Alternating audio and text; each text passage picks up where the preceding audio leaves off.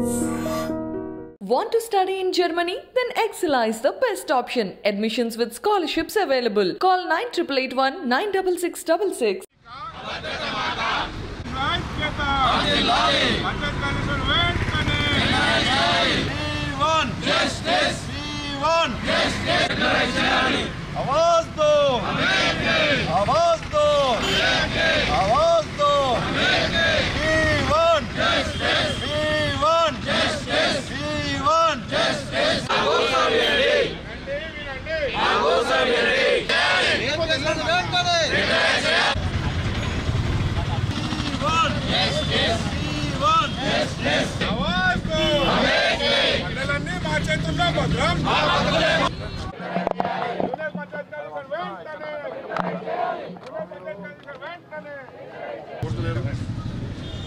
మీకు ఇబ్బంది అనిపిస్తే మీకు అనుకూలం మీకు పద్ధతిగా మేము రోడ్డుకి కాందోళన చేస్తాం.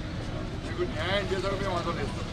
అట్లా లేకుంటే ఇండోలో 4 సంవత్సరాలు ఒప్పుకోవట్లేదు, ఇంకా 5 నెలలు ఒప్పుకోవట్లేదు.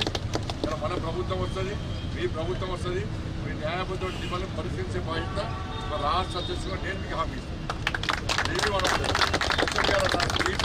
మాట్లాడే రాష్ట్ర ముఖ్యమంత్రి వింటాడు, రేపటి చర్చలో పిలిచాడు. ఇంకా మానవతలో కూడా మొండి వేగం అవలంబిస్తే నెక్స్ట్ వచ్చే మన ప్రభుత్వం అయితే మనం చేసే ప్రయత్నం చేస్తాం. ముఖ్యమంత్రి కోసం 317 జీవోస్ ఆందోళనలో చేరుకోలేదు. మొన్న వేస్తే మొన్న చేరుకోలేదు, యువత చేస్తే మొన్న చేరుకోలేదు. లేదా భయపడ మా పార్టీ కార్యకర్త నాయకులు ఎవరు భయపడదు. ఇక్కడ ఇబ్బంది అనిపిస్తే మీరు చూడండి, మాకు అమ్మాయి పట్టి ఉంచామని మేము కూడా చేస్తాం. ఇక్కడ వెంకట భయపడే చేరుకోవడానికి సిద్ధమే.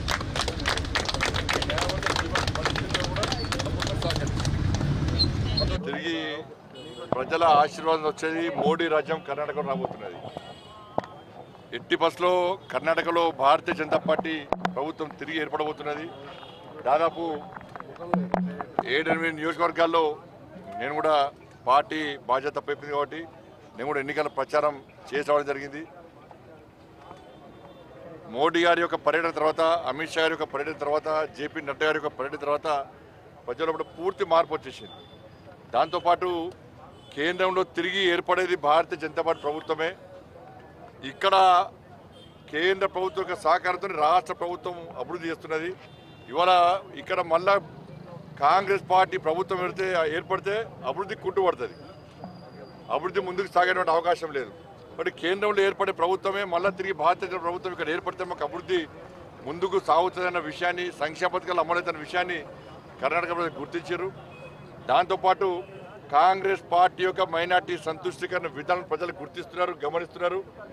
ఇలా కాంగ్రెస్ పార్టీ జాతీయ అధ్యక్షుడు మోడీ గారి మీద చేసినటువంటి అసభ్యకరమైన వ్యాఖ్యలు, నిర్లజ్జగా నిస్సిగ్గుగా చేస్తున్న వ్యాఖ్యలు, ఆయన కుమారుడు చేస్తున్న వ్యాఖ్యలు, దాంతోపాటు పిఎఫ్ఐ మీద నిషేధం ఎత్తేస్తాం, బజరంగ దళం మీద నిషేధం విధిస్తామని చెప్పి కాంగ్రెస్ పార్టీ చేసిన వ్యాఖ్యల వల్ల ఇలా కర్ణాటక సమాజం అంతా ఒకటి ఓటు బ్యాంక్గా మారింది. పిఎఫ్ఐ ఏ విధంగా దేశభక్తి సంస్థ, బజరంగ దళం ఏ విధంగా దేశద్రోహ సంస్థగా కాంగ్రెస్ పార్టీ భావిస్తుందో ఇలా సమాధానం చెప్పాల్సిన అవసరం ఉందని చెప్పి కర్ణాటక సమాజం, కర్ణాటక ప్రజలు ప్రశ్నిస్తున్నారు. ఈ దేశంలో హిందువుల మీద హత్యాకాండ చేసేటువంటి సంస్థ పిఎఫ్ఐ సంస్థ, శత్రు దేశాల నుంచి నిధులను సేకరిస్తున్న సంస్థ పిఎఫ్ఐ సంస్థ. ఈ దేశంలో హిందూ సమాజాన్ని చీల్చడానికి, ఈ దేశంలో విధ్వంసం సృష్టించడానికి, విభేదాలు సృష్టించడానికి, హత్యాకాండ, మారణకాండ సృష్టించడానికి విదేశీ నిధుల ద్వారా ఇలా ఈ దేశంలో ఆ విధంగా వివరిస్తున్న సంస్థ పిఎఫ్ఐ సంస్థ.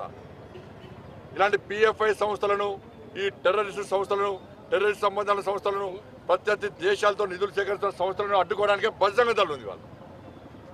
మరి అటువంటి బజరంగ దళం మీద నిషేధం ఎందుకు విధిస్తున్నారో కాంగ్రెస్ స్పష్టం చేయాలి. బజరంగ దళం నిషేధం విధిస్తామని చెప్పి కాంగ్రెస్ పార్టీ స్పష్టం చేసిన వెంటనే కర్ణాటక వ్యాప్తంగా హిందూ సమాజం ఒకటైంది. వాళ్ళ కాంగ్రెస్ పార్టీ వస్తే ముస్లిం రిజర్వేషన్లు అమలు చేస్తామంటుంది కాంగ్రెస్ పార్టీ. కాంగ్రెస్ పార్టీ అధికారంలోకి వస్తే పిఎఫ్ఐ మీద నిషేధం ఎత్తేస్తుంటున్నారు. కాంగ్రెస్ పార్టీ అధికారంలోకి వస్తే బజరంగ దళం నిషేధం విధిస్తామంటున్నారు.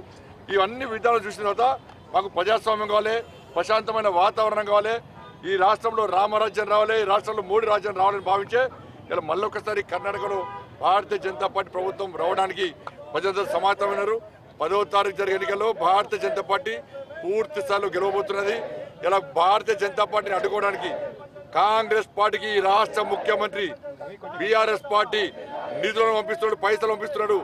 బీఆర్ఎస్ పార్టీ రాష్ట్ర ముఖ్యమంత్రి పంపిన పైసలతోనే కాంగ్రెస్ పార్టీ ఇలా కర్ణాటకలో పోటీ చేస్తున్నది. ఓటుకు 10,000, 20,000 ఇవ్వడానికి కాంగ్రెస్ పార్టీ సిద్ధపడ్డదంటే ఇలా బీఆర్ఎస్ పార్టీ సిద్ధపడ్డది. దాంతోపాటు కర్ణాటకలో ఎందుకు ఎన్నికలు గెలవాలనుకుంటుంది కాంగ్రెస్ పార్టీ? ఈ దేశంలో ఎక్కడ ఏ రాష్ట్రంలో ఎన్నికలు జరిగినా కాంగ్రెస్ పార్టీకి నిధులు కావాలి. నిధులు కావాలంటే ఆర్థికంగా అభివృద్ధి చెందిన రాష్ట్రం కర్ణాటక రాష్ట్రం. కర్ణాటకలో కాంగ్రెస్ పార్టీ అధికారికి వస్తే దేశవ్యాప్తంగా నిధులకు వాళ్ళకి అనుకూలత ఉంటుందని చెప్పి అభివృద్ధి మీద శ్రద్ధ లేదు. నిధుల మీద, పైసల మీద వాళ్ళ పార్టీని పెంచి పోసడానికి మాత్రమే కాంగ్రెస్ పార్టీ ఆలోచిస్తుంది. కాబట్టి ఎట్టి బస్సులో వీళ్ళ ఆశలు ముందుకు సాగాయి. ఎట్టి బస్సులో కర్ణాటకలో వచ్చేది బీజేపీ ప్రభుత్వమే. ఏమో నాకు కూడా టీవీలు చూస్తే తెలుసు, నాకు ఇక సమాచారం రాలే. తెలుసా నాకు చెప్తారు. నాకు ఫోన్ లేదు కదా, పోలీసులు ఫోన్ ముంచుకున్నారు కదా. చేరాలే ఎవరైనా, ఎవరు చేరినా కూడా భారతీయ జనతా పార్టీ తెలంగాణ రాష్ట్రంలో అధికారం రావాలనుకుంటున్నాం ప్రజల ఆశీర్వాదంతో. అది మోడీ గారి మీద విశ్వాసంతో భారతీయ జనతా పార్టీ సిద్ధాంతాలు నమ్మి అందరు రావాల్సిందే. పొంగులేటి శ్రీనివాసరెడ్డి గారు చాలా మంచి నాయకుడు, ప్రజలు పలుకుబడి ఉన్న నాయకుడు, ప్రజల కోసం పనిచేసేటువంటి నాయకుడు, నిత్యం ప్రజలకు అందుబాటులో ఉండే నాయకుడు. ఇలా బీఆర్ఎస్ పార్టీ ఏ విధంగా పొంగులేటి శ్రీనివాసరెడ్డి గారిని నమ్మించి మోసం చేసిందో, వాళ్ళ కార్యకర్తలు నమ్మించి మోసం చేసిందో ఇలా ఖమ్మం ప్రజలకు తెలుసు. కానీ ఇటువంటి పరిస్థితుల్లో వారు కూడా ఈ రాక్షస ప్రభుత్వాన్ని, ఈ అహంకారపూరిత ఈ కుటుంబ పాలనను గద్దెదించాలి, ఇక్కడ రామరాజ్యం రావాలని చెప్పి వాళ్ళు కోరుతున్నారు. కాబట్టి తప్పకుండా భారతీయ జనతా పార్టీ మోడీ గారి నాయకత్వం నమ్మి, భారతీయ జనతా పార్టీ సిద్ధాంతాలు నమ్మి ఎవరు వచ్చినా స్వాగతిస్తాం. తప్పకుండా మేము ముందు పోయి చేరికలకు సంబంధించి తెలంగాణలోనే ఆపరేషన్ జరుగుతూ ఉన్నాయని అంటున్నారు. జూపల్లి ఒకవైపు, శ్రీనివాసరెడ్డి ఒకవైపు, కరీంనగర్లో కూడా ఏదో జరగబోతుందనే వార్త. ఎవరో రావాలని ఎవరో వస్తారు మేము చూడడం. మేము ఇలా భారతీయ జనతా పార్టీ శక్తివంతమైన పార్టీ తెలంగాణ రాష్ట్రంలో. ప్రజలు మార్పు కోరుకుంటున్నారు. అన్ని సమస్యల మీద ఫైట్ చేసేది భారతీయ జనతా పార్టీ. బీఆర్ఎస్ పార్టీని అడ్డుకునే party Bharatiya Janata party. Congress party మీద నమ్మకం, విశ్వాసం లేదు. కాంగ్రెస్ పార్టీకి ఓటేస్తే వాళ్ళందరూ వేది బీఆర్ఎస్ పార్టీకి.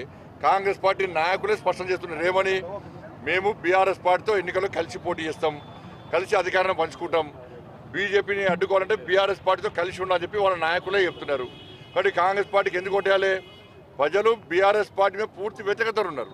కాబట్టి బీఆర్ఎస్ పార్టీని పూర్తిగా వ్యతిరేకించి అడ్డుకునే ధైర్యం ఉన్న దమ్మున్న పార్టీ భారతీయ జనతా పార్టీ. అటువంటి కార్యకర్తల పార్టీ భారతీయ జనతా పార్టీ. కాబట్టి మార్పు కోరుకుంటున్న సందర్భంలో బీఆర్ఎస్ పార్టీకి ప్రత్యామ్నాయం భారతీయ జనతా పార్టీని భావించే ప్రజలు మాకు అండగా ఉంటున్నారు, మాకు సపోర్ట్ చేస్తున్నారు. కాబట్టి ఎట్టి రాబోయేది రామరాజ్యం, మోడీ రాజ్యం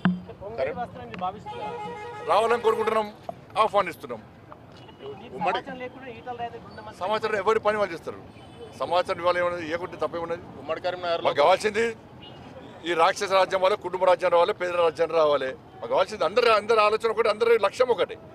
ఇందులో భేదాభిప్రాయాలు, విభేదాలు ఏమి లేవు. ఉమ్మడి కరీంనగర్ మీరు వచ్చి నన్ను గుచ్చి ప్రశ్నిస్తాం కూడా మేము అందరం ఒకటే, అందరం కలిసిగా ముందు పోతాం. ఎవరి ప్రయత్నాలు వాళ్ళు చేయాల్సిందే. ఇప్పుడు నాకు కొంతమంది తెలిసిన ఉంటారు, నేను పోయి వాళ్ళని కలుస్తూ ఉంటా. వారికి కొంతమంది తెలిసి ఉంటారు, వాళ్ళు పోయి కలుస్తూ ఉంటారు. ఎవరి ప్రయత్నాలు వాళ్ళు చేస్తున్నాయి కదా. ఒక్కనే వేయాలి, నేను ఒక్కనే ముందుకు సాగాలంటే అది మంచి పద్ధతి కూడా కాదు.